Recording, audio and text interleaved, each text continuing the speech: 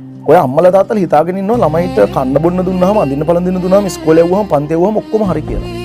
නෑ. ඔගොල්ලෝ හිතනවා අපේ ළමයිට මොන ප්‍රශ්නද? අපි ඔක්කොම කරලා තියෙන්නේ. ඒකට අර ළමයා මේ ළමයා අර බලහන් කර සුනිමලා. ඔහොම කියලා එක්සැම්පල් පෙන්න බයින්. ළමයින්ට අනන්‍ය වෙච්ච ප්‍රශ්න ගොඩාක් තියෙනවා කොහොනාර.